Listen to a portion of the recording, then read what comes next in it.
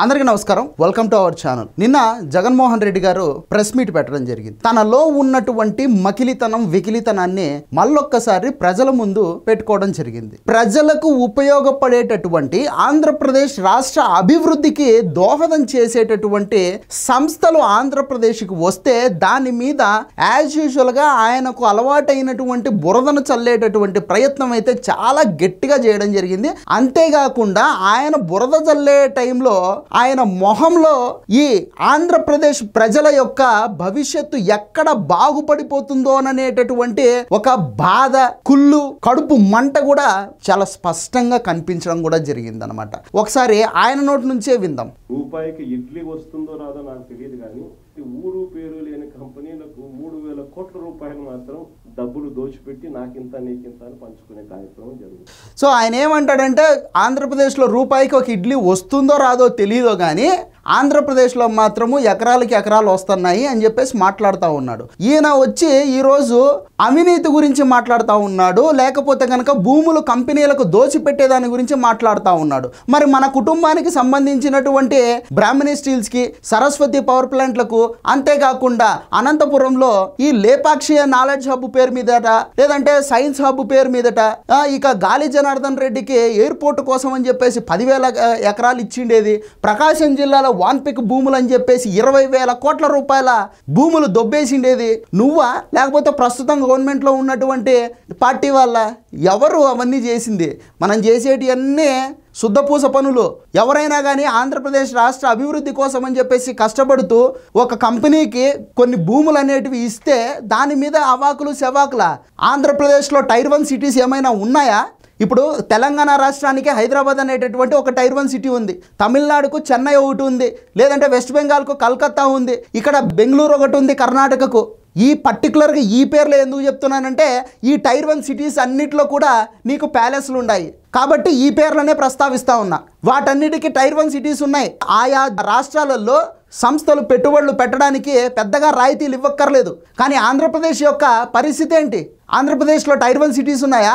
మొత్తం tyre 2, tyre 3 cities మాత్రమే ఉన్నాయి. ఇటువంటి ఒక రాష్ట్రంలో విభజన వల్ల బాగా నష్టపోయినటువంటి రాష్ట్రం అభివృద్ధి చెందాలి అంటే ఇటువంటి ప్రోత్సాహకాలు అనేది ఇచ్చి తీరాలి ఆంధ్రప్రదేశ్ రాష్ట్రం. అప్పుడే ఆంధ్రప్రదేశ్లో పెట్టుబడులు పెట్టడానికి వస్తాయి. నువ్వు రూపాయికి 1 ఎకరా వస్తుందని మాట్లాడుతున్నావే, అదే 1 రూపాయికి ఏం వస్తుంది? ఆ 1 రూపాయి ఎకరా ఇవ్వడం వల్ల ఏమొస్తుంది అనేది నీలాగా 10వ తరగతి పరీక్షా పత్రాలని దొబ్బేసిన వాళ్ళకి అర్థం కాదు. కానీ కష్టపడి చదువుకొని పరీక్షలు రాసి పాస్ అయ్యి ఉద్యోగాలు సంపాదించుకున్న వాళ్ళకి అర్థమవుతుంది. చూడు వాళ్ళు ఏం చెప్తారో.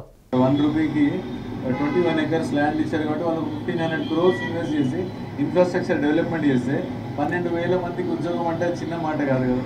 వైజాగ్ లాంటి ప్లేస్లో 12,000 మందికి జాబ్ ఆపర్చునిటీ అనేది చాలా పెద్ద అవకాశం వైజాగ్ ప్రజలకి. ఆయన ఏమంటున్నాడు?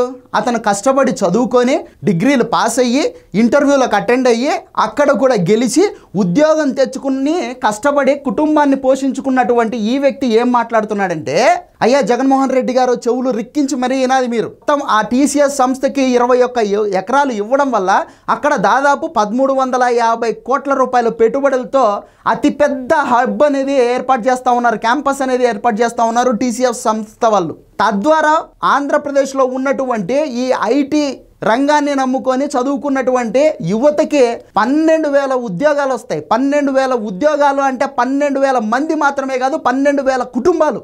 ఈ 12,000 కుటుంబాలు బాగుపడడానికి ప్రభుత్వ భూమి ఒక 21 ఎకరాలు ఉచితంగా పోతుందంటే అందరికీ సమ్మతమే. ఎవ్వరికీ ఇక్కడ నష్టమేం లేదు, కేవలం నీకు మాత్రమే నష్టం. ఎందుకంటే ఆంధ్రప్రదేశ్లో ఐటీ కంపెనీలు కావచ్చు, ఆంధ్రప్రదేశ్లో పెట్టుబడులు పెట్టడానికి ఏదైనా పరిశ్రమలు కావచ్చు, ఆంధ్రప్రదేశ్ అభివృద్ధి చెందితే నీకు ఊడిగం చేసేటటువంటి బానిసలు దొరకరనేటటువంటి బాధ, ఆక్రోశం, ఆవేశం, వెకిలితనం అన్నీ నీ మనసులోనూ నీ మొహంలోనూ కనపడతా ఉన్నాయి. రూపాయికి ఇడ్లీ వస్తుందో రాదో నాకు తెలియదు, కానీ ఊరు పేరు లేని కంపెనీలకు 3,000 కోట్ల రూపాయలు మాత్రం డబ్బులు దోచిపెట్టి నాకింత నీకింత అని పంచుకునే కార్యక్రమం జరుగుతా ఉంది. ఇప్పుడు చదువుకొని ఉద్యోగం చేసినటువంటి వాళ్ళు ఏం మాట్లాడారో విందాం. ఇప్పుడు చదువుకుంటున్నటువంటి పిల్లలు ఏం మాట్లాడుతున్నారో విందాం. చదివి డబ్బులు అంత ఖర్చు పెట్టే కన్నా ఒక్క ప్లేస్మెంట్ కూడా రాకుండా చాలా మంది ఫేస్ చేస్తున్నారు కదా. Every year lot of students relieve అవుతున్నారు కదా సార్. వాళ్ళకి గవర్నమెంట్ సెక్టార్లో ఎలాగో జాబ్స్ ఉండట్లేదు. కొన్ని ప్రైవేట్ సెక్టార్ పరంగా చూస్తే ఐటీ సెక్టార్ మెయిన్ రోల్లో ఉంది. ఐటీ సెక్టార్ వస్తే మేబీ యూజ్ అవుతుంది కదా అందరికి. ఎంప్లాయ్మెంట్ ఫేస్ చేస్తున్నారు కాబట్టి టీసీఎస్ అనేది వస్తే జాబ్స్ అనేవి జనరేట్ అవుతాయని నా ఒపీనియన్ సార్. భవిష్యత్తు మీద ఎన్నో కళలు ఉన్నటువంటి పిల్లలు, ఏదో సాధించాలనేటటువంటి ఆశయాలు ఉన్నటువంటి పిల్లలు కష్టపడి చదువుకొని డిగ్రీలు సంపాదించుకొని మన స్వంత రాష్ట్రంలో మన గడ్డ మీద ఎటువంటి అవకాశాలు లేక పరాయి రాష్ట్రాలకు వెళ్ళి అక్కడ అవకాశాలను అందిపించుకొని అక్కడ పని చేసుకుంటూ అక్కడి లోకల్ ప్రజలు తిట్టినా విమర్శించినా గేలి చేసినా తలకాయ ఉంచుకొని అవమానాలు భరిస్తూ బతకాల్సినటువంటి పరిస్థితి ప్రస్తుతం ఉంది. గత 5 సంవత్సరాలు తమరు ముఖ్యమంత్రిగా ఉండంగా ఒక్క ఐటీ కంపెనీ తీసుకొచ్చారా, లేకపోతే ఒక్క పెట్టుబడి తీసుకొచ్చారా? మిమ్మల్ని నమ్ముకొని 5 సంవత్సరాల పాటు నానా కష్టాలు పడ్డారు పిల్లలు.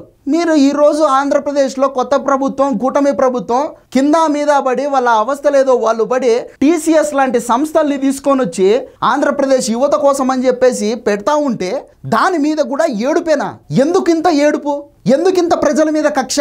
ఏం బావుకుందామని ఇట్లా ప్రతినిత్యము ప్రజల మీద కక్ష కట్టి ఇష్టం వచ్చినట్టు వెకిలితనము, అదొక సైకో ఆనందము ఎందుకో మరి మాకు అర్థం కావట్లా. ఒకటేంటంటే జగన్మోహన్ రెడ్డి గారు మీకు మీ ఆలోచన ధోరణికి ఆంధ్రప్రదేశ్ రాష్ట్ర ప్రజల యొక్క భవిష్యత్తుకు అసలు ఏమాత్రం సంబంధం లేదు, ఏమాత్రం పొంతన లేదు. కాబట్టి దయచేసి మీరు రాజకీయాల నుంచి నిష్క్రమిస్తే ప్రజలకు చాలా మేలు చేసినటువంటి వాళ్ళు అవుతారు.